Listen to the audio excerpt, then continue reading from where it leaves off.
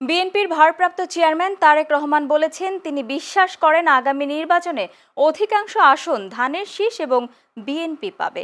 বাংলাদেশ একটি সম্ভাবনাময় দেশ, শুধু সঠিকভাবে পরিচালনা করতে হবে। বিএনপি তা করবে। আজ রাজশাহী মহানগর বিএনপির সম্মেলনে প্রধান অতিথির বক্তব্যে তিনি এসব কথা বলেন।